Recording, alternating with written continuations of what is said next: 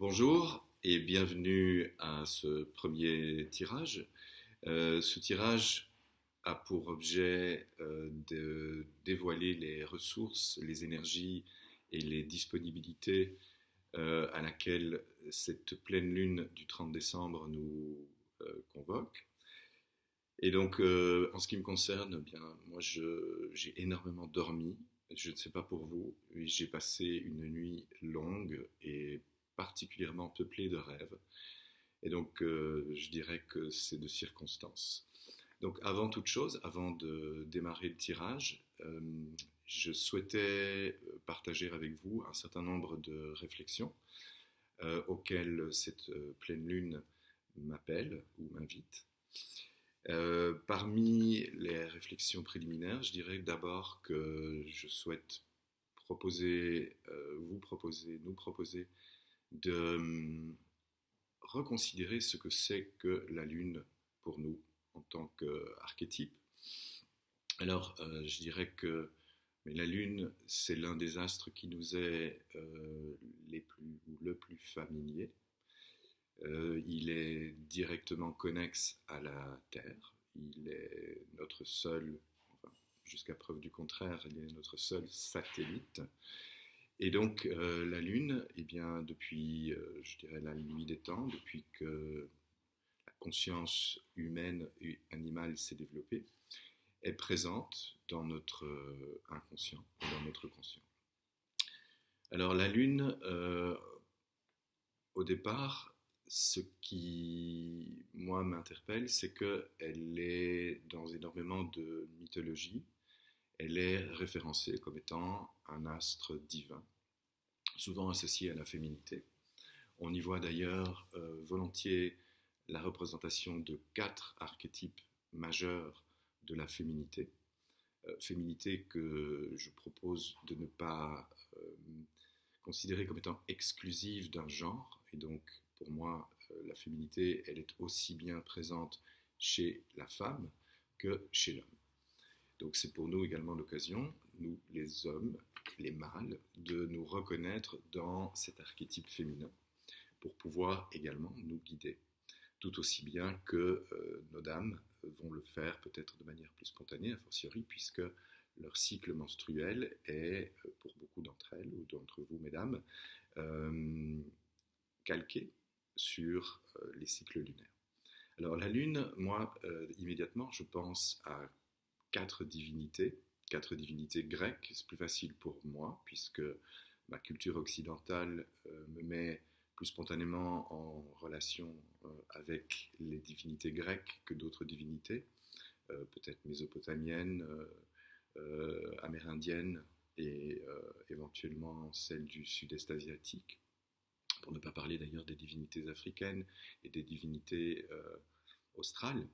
Mais donc, en tout cas, en ce qui concerne les divinités grecques, il y a 4 points de référence que je vais citer. La première, c'est Sélénée.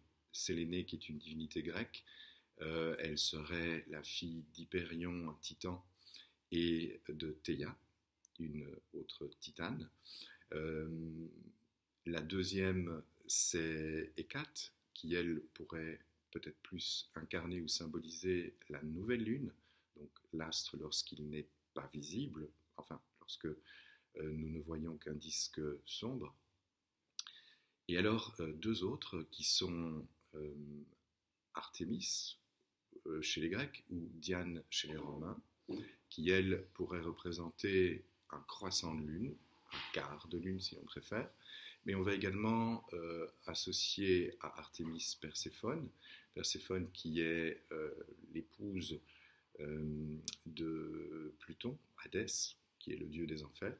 Et donc Artémis d'une part, ou Diane chasseresse, et Perséphone vont tantôt incarner une lune ascendante et tantôt une lune descendante dans ces aspects de croissant. Alors, j'aimerais revenir sur Sélénée. Sélénée qui est Luna chez les Romains. Eh bien, Sélénée, pour cette pleine lune, celle qui va probablement être la plus emblématique, il y a quelque chose d'intéressant, c'est que si on connecte les phénomènes astronomiques aux visions, aux croyances astrologiques et mythologiques.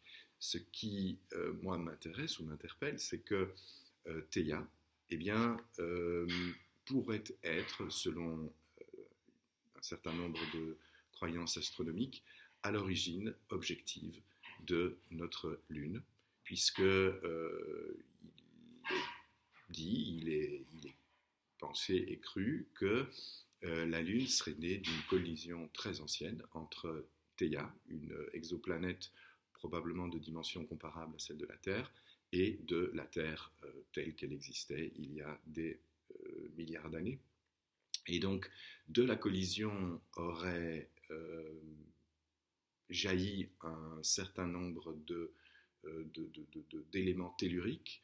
Donc, probablement que Theia aurait partiellement explosé, ou implosé si on préfère, et qu'elle aurait arraché une partie de la surface de notre planète Terre.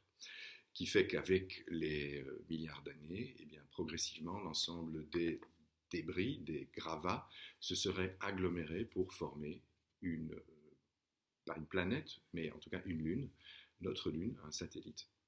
Et cette lune extraordinaire, eh bien, non seulement nous la voyons pratiquement tous les jours, elle connaît un cycle assez simple qui approximativement est de 28 jours pour faire une révolution complète autour de la Terre. La Lune tourne sur elle-même, mais au rythme de sa révolution autour de la Terre, ce qui fait qu'elle ne nous présente jamais qu'une face visible. Il existe donc pour cette Lune, eh bien, une face invisible, qui a d'ailleurs été louée par un groupe qui m'est cher, qui s'appelle les Pink Floyd, dans Dark Side of the Moon. Peut-être que certains d'entre vous connaissent cet album. Enfin, donc, dans tous les cas de figure, nous voyons essentiellement une face lunaire, et en l'occurrence, elle est pleine. Alors, à quoi la Lune, et la pleine Lune particulièrement, nous appelle-t-elle, d'une manière générale? Eh bien, puisque son disque est plein, nous pouvons voir l'intégralité de sa surface ou de sa face visible, et donc, il parle, enfin, le disque lunaire nous parle d'authenticité, d'intégrité, de complétude, mais également de vérité. Et c'est très intéressant parce qu'à l'aube de cette année 2021, et si l'on regarde de façon relativement objective, ce qui n'est peut-être pas facile pour tout le monde, parce que la subjectivité, elle est particulièrement malmenée ou surmenée, au sens où cette année 2020 a été pour beaucoup d'entre nous, pour ne pas dire pour la planète entière, une année critique. Et donc, ce disque lunaire plein nous parle de regarder tout ce que nous n'avons peut-être pas pu ou voulu voir, et tout ce que nous pourrions nous proposer de voir pour ouvrir une porte sur une année 2021 ou 2021 qui soit aussi transparente et éclairante que possible. Alors, je dirais également que la Lune, d'une manière générale, nous appelle à considérer notre dualité et également l'ensemble des illusions dont nous sommes ou dont nous nous berçons. Nous sommes bercés, nous nous berçons. Des illusions qui sont basées, dans la plupart des cas, sur nos croyances. Comment est-ce que nous avons façonné ces croyances? Qu'est-ce que nous nous sommes attachés à croire, à vouloir croire à tout prix, et peut-être parfois en dépit des circonstances ou du bon sens. Ça appartient à chacun. Donc, dans l'ensemble des dualités qui, moi, m'interpellent, la première, c'est directement liée à Tikkun. Certaines et certains d'entre vous vont peut-être y voir une dynamique ésotérique. Et je dirais pourquoi pas. Mais dès que je pense ésotérisme, je pense inévitablement à son pendant qui est le pragmatisme. Et donc, pour moi, en fait, il ne peut pas, je souhaite intimement ne pas dissocier la composante ésotérique, donc notre capacité à nous élever dans des considérations sublimes, probablement extra-temporelles ou extra-terrestres, qui nous transportent dans des mondes de rêve, d'imagination, de fabulation, mais également une dimension pragmatique qui nous ramène sur Terre. Je pense d'ailleurs à la position du méditant. Lorsqu'il est assis en position de lotus, à même le sol, eh bien, si son buste est droit, il a tout à la fois la capacité de se connecter aux énergies de la Terre, aux énergies telluriques, mais également de s'élever en communication ou en connexion avec le cosmos. Donc ça, c'est peut-être aussi un point de vue ésotérique pour certains, mais nous sommes des êtres qui sommes à la fois terrestres ou terriens et baignés d'un cosmos qui nous dépasse en termes de limites compréhensibles ou appréhensibles, mais qui est bien présent. Il n'y a rien à faire. Si nous levons la tête vers le ciel, eh bien, la nuit, nous voyons les étoiles, et ces étoiles sont, pour leur grande majorité, à des millions, milliards d'années-lumière de notre point d'observation. Donc, dualité très important, puisque à l'ésotérisme s'oppose, le cas échéant, le pragmatisme, et donc il peut y avoir ces deux visions, une vision qui est beaucoup plus spiritualiste ou cosmologique, et une vision qui va être beaucoup plus pragmatique, pratique, terrestre. Les choses se passent ici et maintenant, et je ne peux pas m'arracher de cette condition animale qui est la mienne d'être humain. Pourtant, les deux coexistent, et je ne les dissocie pas dans l'ensemble de mes propositions, de mes analyses. Alors, la deuxième dualité qui m'interpelle, c'est le recevoir et le donner.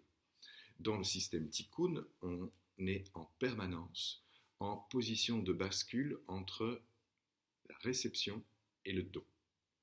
Et la difficulté peut être de pouvoir équilibrer notre capacité à recevoir et à donner. L'un ne va pas sans l'autre, et il me semble que si nous ne recevons pas, nous prenons. Si nous ne donnons pas, nous nous dépossédons, ou nous nous laissons déposséder. Donc il est très important pour moi d'envisager un système dans lequel le don et la réception s'équilibrent et se balancent en permanence. Et donc je souhaite être un être qui puisse et qui peut s'autoriser à recevoir tout autant qu'à donner. Troisième dualité, c'est la dualité qui oppose des points de vue déterministes et d'autres qui seront peut-être plus autodéterministes. Les déterministes vont peut-être plus facilement se laisser aller à croire que tout est écrit, Mektoub, comme le disent les Arabes. Eh bien, Mektoub, c'est écrit, c'était prédestiné. Peut-être, mais il y a également une conception qui s'y oppose, le cas échéant, qui est une conception plus autodéterministe, où on reconnaît que chaque individu a potentiellement son destin en main, et qu'il peut donc influencer, infléchir le cours de sa destinée en fonction de ses actions. Donc, à nouveau, je ne vais pas isoler une conception par rapport à une autre et me présenter comme étant déterministe ou autodéterministe. Je vais concevoir, pour Tikkun, que les deux coexistent et que donc il y a des choses qui me dépassent ou peut-être, sans doute, je suis invité à lâcher prise, à laisser faire les choses et puis tantôt prendre le cours de mon existence en main pour pouvoir l'influencer, quelle que soit ma capacité d'influence sur ma propre destinée, sur mon propre chemin, en sachant qu'il existe des forces qui me dépassent. A fortiori, lorsque je me projette dans une collectivité d'êtres humains qui représente une masse critique, une force extraordinaire, une force d'inertie extraordinaire, et si je m'y oppose, eh bien, il y a de fortes chances que je me retrouve balayé. Voilà. Donc, quatrième dualité importante également dans la perspective de Tikkun, c'est une conception qui va peut-être opposer, le cas échéant, au départ, l'astrologie et l'astronomie. De nouveau, dans l'astrologie, on va se retrouver avec des conceptions qui seront probablement plus ésotériques et beaucoup plus symboliques, où on va proposer, sur base de la position des astres à un moment donné dans une maison ou dans une constellation donnée, une orientation, des influences, des évidences, des prédestinations, des prophéties. L'astrologie au départ est essentiellement une interprétation qui est basée sur une modélisation. Et une modélisation qui a été, dans la plupart des systèmes astrologiques, établie il y a au minimum 2000 et quelques années, et probablement plus que ça d'ailleurs, où notamment chez Ptolémée, qui fait référence aujourd'hui, ou qui est la référence absolue pour beaucoup d'astrologues que l'on dit tropicaux ou tropicalistes, où on a décidé que le ciel était organisé suivant 12 constellations, ce qu'on appelle les 12 signes astrologiques, un certain nombre de maisons, et la position des planètes, des astres, à un moment donné, depuis un point d'observation donné, dans ce zodiaque, ces 12 signes. Si l'on s'attache déjà uniquement à l'astrologie, on peut reconnaître qu'il existe des systèmes concurrents ou coexistants. Il y a des conceptions astrologiques qui sont différenciées. Il y a notamment une conception astrologique qui est beaucoup plus astronomique. Et donc, la conception astronomiste va regarder le ciel et va le décomposer suivant la réalité du dessin des constellations. Donc, dans la conception ptoléméenne, il y a 12 signes. Il n'y en a que 12. Et ces 12 signes sont parfaitement organisés suivant 30 degrés. 12 fois 30, 360, on a fait un tour complet du zodiaque. Or, lorsque l'on observe le ciel, et je vous invite à le faire, eh bien, il n'y a pas 12 signes que traversent la plupart des astres, dont notamment le Soleil, mais il y en a au moins 13.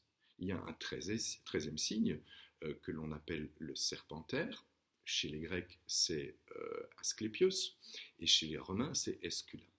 Le Serpentaire, eh bien, c'est un médecin qui serait fils d'Apollon, et il aurait, contre la volonté de Dieu le Père, Zeus, enfin en tout cas du dieu des dieux chez les Grecs, et Jupiter chez les Romains, il aurait été capable de ramener des mortels à la vie.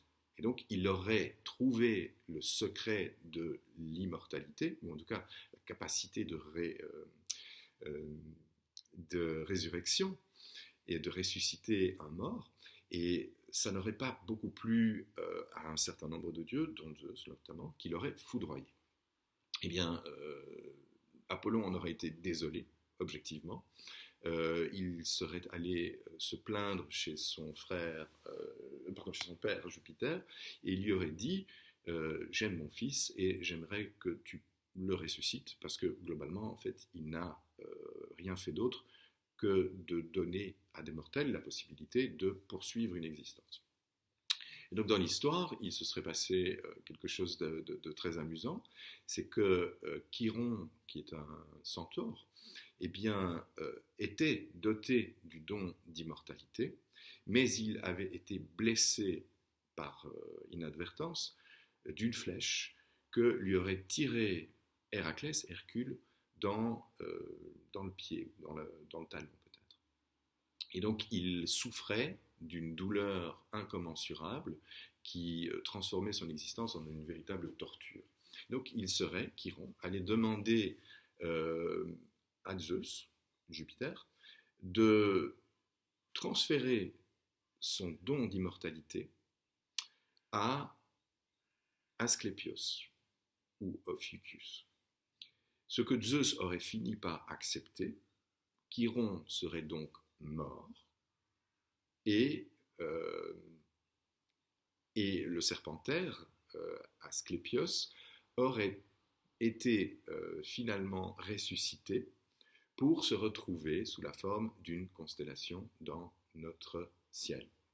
Et donc voilà, en fait, ce qui est très intéressant, c'est qu'en astronomie, le ciel est décomposé en 13 constellations. Cette constellation du Serpentaire existe de manière objective. Elle se trouve précisément entre le Scorpion et le Sagittaire. Et je dirais qu'il y a autre chose de particulièrement intéressant, c'est que les 13 signes, en l'occurrence, n'ont pas exactement la même longueur.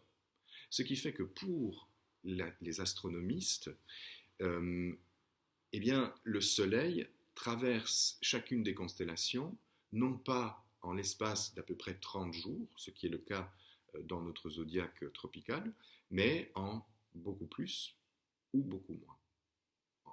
Par exemple, le Soleil traverse la constellation de la Vierge en à peu près 45 jours. Donc c'est une constellation qui est très longue. Et il ne traverse le Scorpion qu'en 8 jours. La constellation étant la plus courte du zodiaque astronomique ou astronomiste. Et alors, du coup, eh bien, ça nous permet de reconsidérer, le cas échéant, la position des planètes et des astres dans un zodiaque distinct et de concilier ou de réconcilier les deux, puisqu'en fin de compte, ces astrologies ne sont finalement qu'une lecture, une interprétation de certains archétypes à un moment donné. En sachant que le ciel bouge et que dans la conception astronomique ou astronomiste, eh bien, le jour du printemps est aujourd'hui non pas en bélier, donc typiquement c'est le 20 mars ou le 21 mars, ou dans la conception astrologique classique, eh bien c'est le premier degré du bélier, donc si vous êtes né un 21 mars, vous êtes le premier bélier. Aujourd'hui, si on observe le ciel, le soleil, le jour du printemps, se lève dans la constellation du Poisson. Et dans quelques centaines d'années, eh bien, le Soleil, le jour du printemps, se lèvera dans la constellation du Verseau. C'est ce qui permet d'ailleurs d'identifier où nous nous trouvons en termes d'ère. On est aujourd'hui dans l'ère du Poisson, et lorsque le zodiaque tropical a été défini, historiquement, nous étions dans l'ère du Bélier. Voilà, donc ça c'est une autre dualité, ça nous permet aussi de considérer que tout ça ne sont que des croyances et qu'il n'y a a priori pas de raison de rejeter un système par rapport à un autre. Il s'agit simplement d'un choix personnel, d'adhérer à un système, à un autre, ou le cas échéant d'embrasser les deux, voire beaucoup plus. Et puis, donc je dirais, il y a derrière tout ça, et toujours en référence avec la Lune, une autre dualité qui peut s'opposer le cas échéant, qui est la dualité des sceptiques et la dualité des crédules. Les sceptiques vont avoir tendance à tout remettre en question. On dit que la science est sceptique, mais c'est sa finalité, c'est sa logique même, ou c'est sa raison d'être. Un scientifique va avoir besoin de remettre systématiquement les choses en question ou en cause, et pour de bonnes raisons d'ailleurs, parce que si le scientifique devait s'arrêter à un modèle qui a été coulé à un moment donné dans le bronze, eh bien la pensée scientifique ne pourrait pas évoluer. On n'aurait pas pu passer d'un système géocentrique à un système héliocentrique. D'ailleurs, avec quelle difficulté, puisque les premiers défenseurs de l'héliocentrisme, eh bien, pour certains, ont perdu la vie, et d'autres ont dû se rétracter et renoncer à leurs croyances parce qu'ils entraient en opposition farouche avec une conception préalable, ancestrale, qui était défendue par des institutions, quelles qu'elles soient, l'Église peut-être et d'autres. Voilà, donc le scientifique va avoir besoin d'être sceptique et de pouvoir reconsidérer son observation sur base d'une conception empirique. En fait, c'est l'expérimentation qui va donner naissance à une considération à un moment donné, et cette considération va faire son chemin. Il y a en face les crédules, ceux qui vont croire peut-être spontanément ce que l'on va leur proposer, ou ce que eux vont échafauder comme étant un modèle, une conception, une évidence sur le fonctionnement de leur univers et de l'univers. Pour certains, la Terre est plate, pour d'autres, elle est sphérique.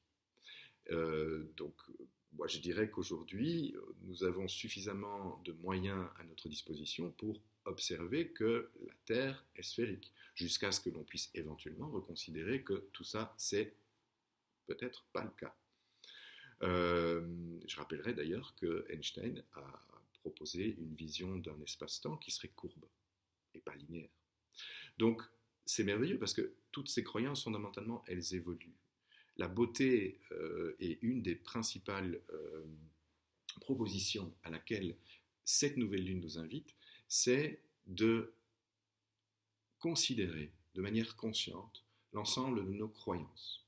C'est de pouvoir également remettre en question des croyances qui sont, le cas échéant, limitantes et que nous pouvons voir évoluer, a fortiori si nous souhaitons nous connecter à l'autre, particulièrement celles et ceux qui ne partagent pas nos croyances.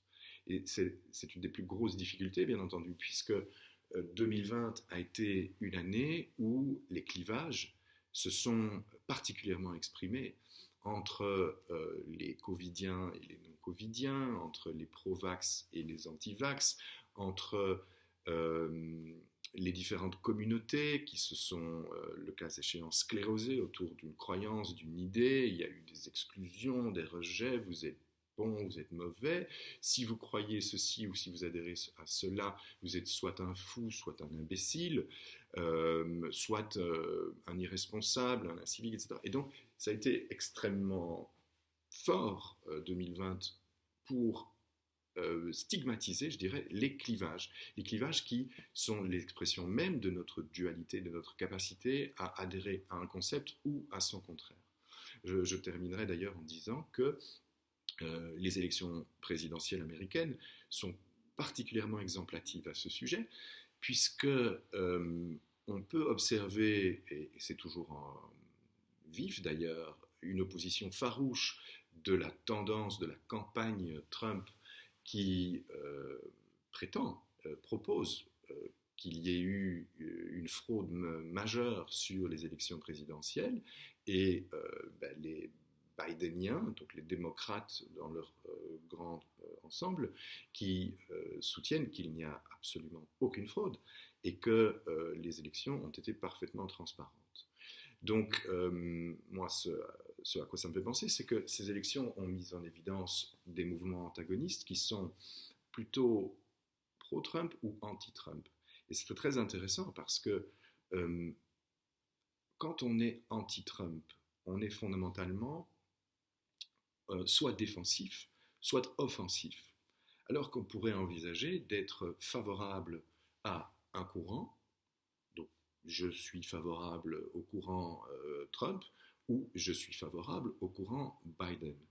Et donc, c'est une autre dynamique, parce que être favorable à, met, je dirais, en évidence que l'on va s'intégrer dans un courant auquel on adhère de façon constructive. Tandis que lorsque l'on est anti, eh bien, on est réactif. On pourrait dire presque réactionnaire. Et donc, ce sont de nouveau des réflexions qui sont des portes ouvertes et pas du tout des stigmatisations, parce que moi, je ne suis pas anti. Je suis plutôt, je dirais, je forme mes opinions. Et donc, inévitablement, à un moment donné, mes croyances, même si ces croyances sont mutables et mobiles, sur base de l'enseignement que je peux retirer des choses. Et je vais idéalement chercher à me renseigner, à m'informer. Et je peux me tromper. Il m'est arrivé de me tromper. Il m'est arrivé de formuler des propositions qui, à certains moments, étaient peut-être radicales, parce que je ne les ai pas nécessairement suffisamment documentées ou informées, et que sur base de mes croyances à ce moment-là, eh bien, il n'y avait qu'une orientation, une direction possible, jusqu'à ce que je reconnaisse que je peux remettre en question mon point de vue, mon opinion, l'informer, la documenter, et puis la voir évoluer ou pas. Parce que parfois, en documentant mon opinion, eh bien, je vais peut-être me renforcer dans celle-ci. Et par contre, ce que je vais veiller à faire, et je ne le fais pas toujours, ce que je vais veiller à faire, c'est d'éclairer mon opinion et de reconnaître que si mon opinion existe, si je peux l'exprimer, je m'y autorise, eh bien, simultanément, l'opinion opposée ou antagoniste, eh bien, elle peut coexister. Ça n'implique pas pour moi que je rejette, que j'exclus celle ou celui qui la professe à ce moment-là. Bien entendu, si l'autre me rejette ou m'exclut dans mes opinions, eh bien, je vais peut-être simplement prendre une position qui me permettra en fait de me sortir d'un conflit, le cas échéant, parce que je n'ai pas nécessairement le temps, l'énergie ou la volonté d'y consacrer de l'énergie, donc d'y consacrer des ressources, ce que d'autres pourront dire perdre mon temps.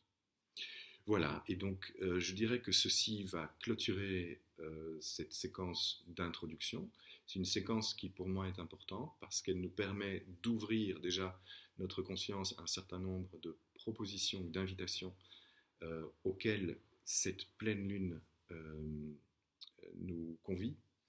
Et ça me permet de clôturer cette première vidéo qui fait déjà 30 minutes et de vous inviter à regarder le tirage que je vais faire sur Tikkun pour cette pleine lune du 30 décembre 2020.